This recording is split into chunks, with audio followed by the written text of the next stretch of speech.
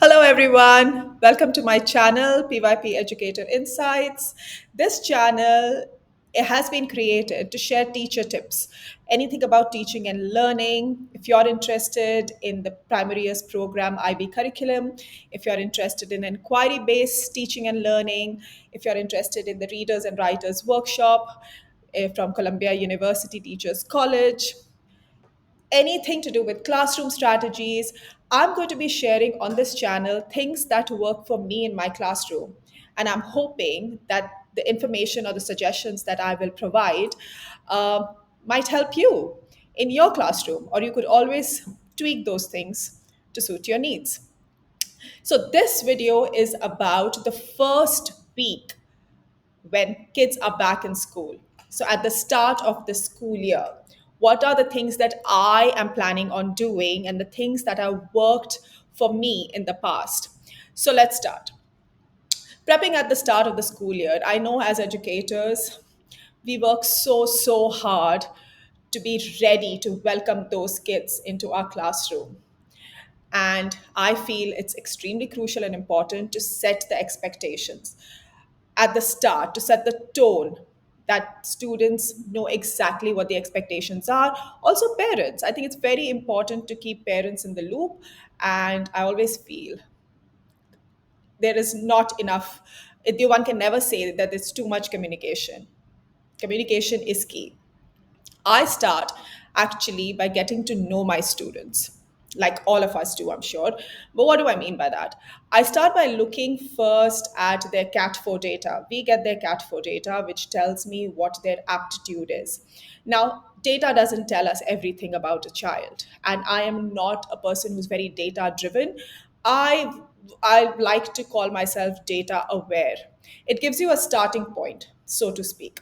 And it's always good to know and to see how you are going to get students who might need to be challenged or who might need to be in enrichment, who might be at the grade level, or who might need some sort of a support and little accommodation.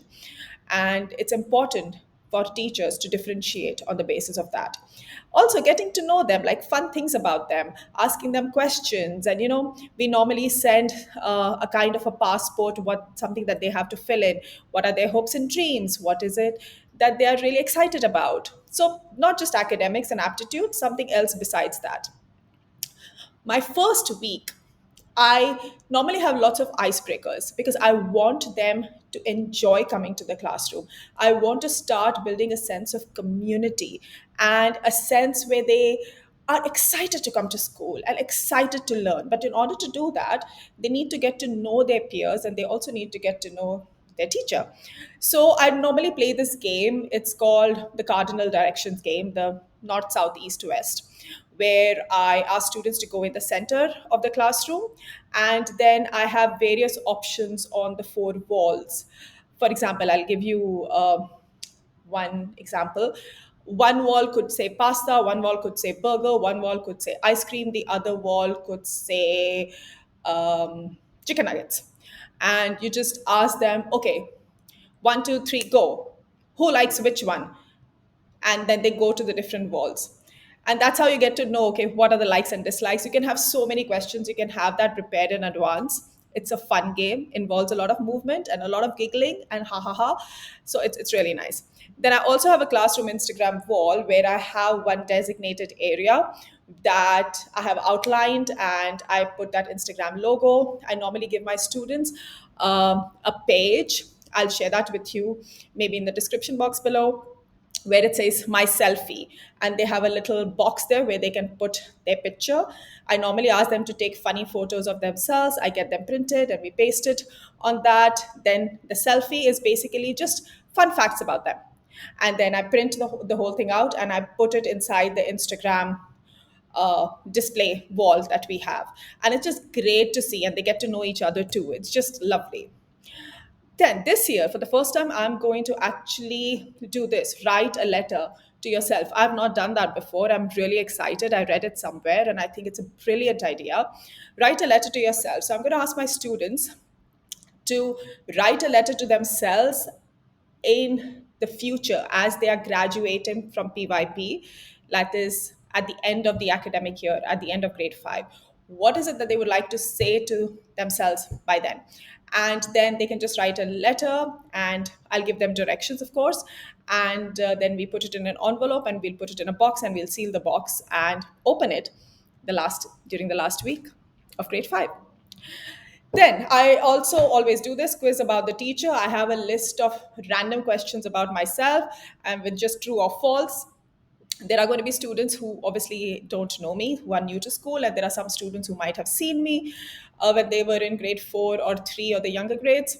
And this is not something that they have to get a right answer to. It's just fun. Oh, Miss Sonali likes broccoli, true or false? Miss Sonali loves yoga, true or false? Miss Sonali hates coffee, true or false? And the last one, I always keep it as these will be a set of 20 questions. The last one will always be Miss Sonali makes mistakes, true or false? And the reason I do that is I want them to write true. And if they don't write true, I want them to know that in this classroom, it's absolutely fine to make mistakes. I make mistakes too. And that's the most human thing to do. And we encourage mistakes. And that's how we all learn from our mistakes. Then classroom read alouds. This is my all time favorite. And hopefully, with less COVID restrictions, this year I will be able to have a little reading corner. This is something I'm going to read, a letter from your teacher on the first day of school. Again, sets the tone. Really a lovely book. And I'm all for representation and diversity and acceptance. So, being a person of color myself, this is a book that was recommended by a fellow educator. It's called The Name Jar, and it's about a Korean girl who has moved to America, and she's very, very conscious about how her name is spelled and pronounced in her native language, and how different she feels with the other children in the classroom. I feel it's so critical because we are in an international school from children from various nationalities. It is so important as an educator to respect and to identify students by their correct name pronunciation. I've seen many teachers be a little casual about it. For me, it's very important, very critical. I don't even like when someone in Starbucks cannot pronounce my name properly. so, um, this is a very subtle way of talking about how great it is to be in a diverse atmosphere and yet to retain our identity and to be very, very proud of our identity. And this has some activities, great discussion.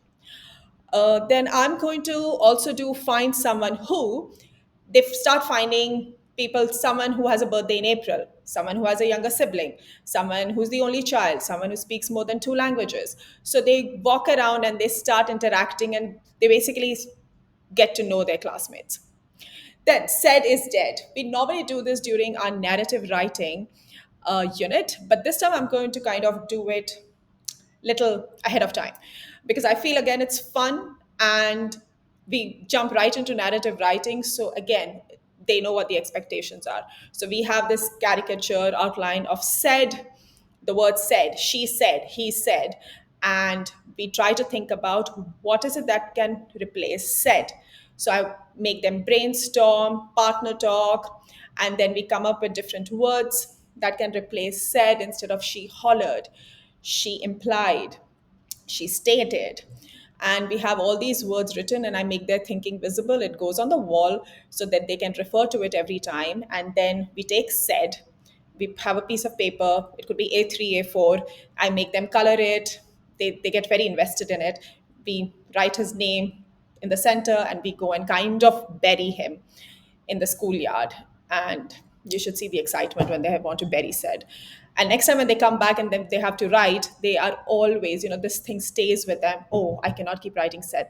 It's not that they cannot ever, but not that that should be the only thing. They should think about other words to replace it. Wonderful activity. Then I also like playing math games. I can give them different activities, partner work, group work, competitive in the beginning, just to see how what their level is, and just fun math games. And on the anchor chart, I will have their teams. I ask them to come up with their own team name. Someone will say, we are the Einsteins, we are the math geniuses. And each team on is on a time limit, like there's a buzz around. And when they answer, they get, and if the answer is correct, they get a point. But then if two or three teams answer, they all get points, but they also have to crumple and shoot into the waste paper basket that earns them another point. So just fun. And this crumple and shoot idea is from the Cult of Pedagogy. If you don't follow her, you must. She's amazing. After that, what do I do in the first week? Classroom essential agreements. It is super, super, super important for students to come up with essential agreements rather than teacher telling them what to do, because I feel it's sustainable and then they take ownership of that.